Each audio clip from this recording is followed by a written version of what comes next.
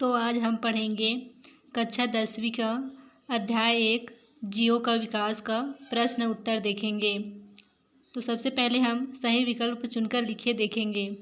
पहला है पालतू कुत्तों की आधुनिकतम नस्ल किस प्रक्रिया के फलस्वरूप बनी है। तो इसका आंसर ब कृत्रिम चयन हो जाएगा। दूसरा है कुत्ते व भेड़ के अग्रपात चलने, वेल के अग्रपात तैरने और चमगादड़ के अग्रपात उड़ने के लिए है। ये किसके उदाहरण हैं। तो इसका आंसर ब समजात अंग हो जाएगा। थर्ड है निम्नलिखित में से कौन सी समृद्धि संरचनाएं हैं। उत्तर अ चमगादड़ के पंख और तितली के पंख इसके आंसर हो जाएंगे। डार्विन का सिद्धांत आधारित है अ अपनी यात्रा के दौरान किए गए अवलोकनों से। उसके बाद आएगा रिक्त स्थानों की पूर्ति कीजिए। तो पहला है जीवों का वह समूह जो आपस में लैंगिक प्रजनन कर सके खालिस्तान कहलाता है। तो जैविक प्रजाति कहलाता है। दूसरा है फिंचों की चोंच में अंतर उनमें पाई जाने वाली खालिस्तान को दर्शाता है, विविधता को दर्शाता है। थर्ड है कुछ जीवाणु स्ट्रेप्टोमाइसिन एंटीबायोटिक युक्त माध्यम में पनपने में समर्थ होते हैं। इसका कारण है विविधता, विभिन्नता, विशिष्ट लक्षण, लाभदायी भिन्नता। अब हम देखते हैं इनके प्रश्न उत्तर। तो इसका सबसे पहला प्रश्न है हमारे शरीर के अंदर विशेषकर हमारी आंतों में कई जीवाणु पाए जाते हैं। यह लगभग हर 20 मिनट में प्रजनन करते हैं। प्रजनन के दौरान विभिन्नताएं उत्पन्न होती हैं। पीढ़ी दर पीढ़ी कुछ विभिन्नताएं बढ़ती हैं जिससे इनकी आबादी में काफ़ी विभिन्नताएं पाई जाती हैं। इस प्रकार इनमें बहुत जल्दी विकास होता है। एंटीबायोटिक दवाइयों से जीवाणुओं की कई प्रजातियां खत्म हो जाती हैं, पर विभिन्नताओं के कारण कोई न कोई प्रजाति बच जाती हैं जिन पर एंटीबायोटिक का कोई असर नहीं हुआ हो। इनकी आबादी बढ़ने से ये एंटीबायोटिक प्रतिरोधक बन जाते हैं। इस जानकारी की मदद से निम्नलिखित सवालों का उत्तर दीजिए। क जीवाणुओं का विकास प्राकृतिक चयन द्वारा होता है। इस कथन की पुष्टि कीजिए। तो इसका उत्तर हो जाएगा प्रजनन के दौरान विभिन्नता आती है जो पीढ़ी दर पीढ़ी बढ़ती जाती है। एंटीबायोटिक दवाइयों के कारण जीवाणुओं की कई प्रजाति खत्म हो जाती हैं, परंतु विभिन्नता के कारण कुछ प्रजाति पर एंटीबायोटिक का कोई असर नहीं होता और वह बच जाती हैं। अतः कह सकते हैं कि जीवाणुओं का विकास प्राकृतिक चयन द्वारा होता है। किस प्रक्रिया के द्वारा विभिन्नताएं उत्पन्न होती हैं। उत्तर है प्रजनन प्रक्रिया के दौरान विभिन्नताएं उत्पन्न होती हैं। ग है विकास में विभिन्नताओं की क्या भूमिका है।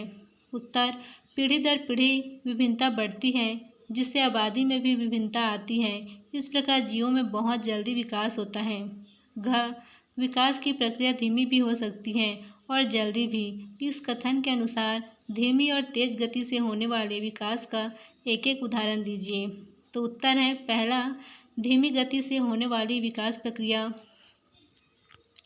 कपि से मनुष्य विकसित होना। तो यहाँ पर धीमी गति से होने वाली विकास प्रक्रिया कीटों से मनुष्य विकसित होना या कपि से है। इसमें कपि है, यहाँ पर कपि ही दिया गया है। धीमी गति से होने वाली विकास प्रक्रिया कपि से मनुष्य विकसित होना। दूसरा है तीव्र गति से होने वाली विकास प्रक्रिया कीटों में डीडीटी का छिड़काव होने पर वे डीडीटी के लिए अभ्यस्त हो जाते हैं अर्थात उत्परिवर्तित हो जाते हैं। उसके बाद है आपका अंगा। क्या जीवाणुओं की ज़्यादा अनुकूलित प्रजाति एंटीबायोटिक प्रतिरोधक बन जाती हैं। तर्क सहित उत्तर दीजिए। तो इसका उत्तर है एंटीबायोटिक दवाइयों के कारण जीवाणुओं की कुछ प्रजातियां खत्म हो जाती हैं। कुछ में विभिन्नता के कारण एंटीबायोटिक का असर नहीं होता और ये एंटीबायोटिक प्रतिरोधक बन जाते हैं। प्रश्न 4 है कृत्रिम और प्राकृतिक चयन में 2 अंतर लिखिए। तो उत्तर है कृत्रिम और प्राकृतिक चयन में 2 अंतर निम्न हैं। कृत्रिम चयन, प्राकृतिक चयन। तो कृत्रिम चयन यह मनुष्य द्वारा संपन्न किया जाता है, जबकि जो प्राकृतिक चयन है इसे प्रकृति स्वयं संपन्न करती है। कृत्रिम मतलब क्या होता है, मानव द्वारा निर्मित जो चीज़ें होती है उसे हम कृत्रिम कहते हैं, और प्राकृतिक मतलब जो हमें प्रकृति से यानी पेड़ पौधे से प्राप्त होते हैं उसे हम प्राकृतिक कहते हैं। यह चयन कृत्रिम होता है, यह चयन प्राकृतिक होता है। इसकी गति तेज होती है। कृत्रिम चयन की जो गति होती है वह तेज होती है, प्राकृतिक चयन की जो गति होती है वह धीमी होती है। उदाहरण है कृत्रिम चयन में धान व गेहूं की कई किस्में जो मनुष्य द्वारा बनाई गई हैं, जबकि प्राकृतिक चयन है उदाहरण मनुष्य एवं अन्य जीव। पाँचवा है प्रश्न पाँचवा, डार्विन और वेल्स द्वारा प्रतिपादित जीवों के विकास के सिद्धांत से हमें क्या पता चलता है। डार्विन और वेल्स द्वारा प्रतिपादित जीवों के विकास के सिद्धांत से हमें यह पता चलता है कि जीवों में विविधता पाई जाती है, मतलब जीवों में अंतर पाई जाती है। जो डार्विन और वेल्स कहते हैं कि जीवों में क्या पाई जाती है, अंतर पाई जाती है, जिसके कारण उनका जो रूप है, रंग है, आयु है, उसमें क्या होता है, अंतर होता है। जीवों का विकास पूर्व उपस्थिति प्रजाति से हुआ है, मतलब इन लोग का कहना है कि जो जीवों का विकास है वो जो पहले के जीव हैं उनके प्रजातियों से ही हुआ है। वह पीढ़ी दर पीढ़ी विभिन्नता पाई जाती है, लेकिन उसमें क्या होती है, पीढ़ी दर पीढ़ी अंतर पाई जाती हैं, जिससे नई प्रजातियां उत्पन्न होती हैं। प्रश्न छठवां है, जीवों के विकास के सिद्धांत का मुख्य बिंदु क्या है। यह आपकी छत्तीसगढ़ 2019 सेट BC में यह क्वेश्चन आपसे पूछा गया था। तो इसका उत्तर है डार्विन और वेल्स द्वारा प्रतिपादित जीवों के विकास सिद्धांत का मुख्य बिंदु निम्न है। अब देखते हैं कि डार्विन और वेल्स के जो उन्होंने जीवों के विकास का सिद्धांत दिया था तो किस निम्न बिंदुओं पर दिया था। तो उसका आंसर है पहला, जीवों में विविधता पाई जाती है। वे कहते हैं कि जीवों में क्या पाई जाती है, अंतर पाई जाती हैं। विशेष प्रजाति पूर्व में उपस्थित प्रजातियों से हुई है। उसका मानना था कि जो अभी जो प्रजाति है, जो जीव जंतु हैं, वह पूर्व में उपस्थित प्रजातियों के क्या है, वंश है या पीढ़ी है।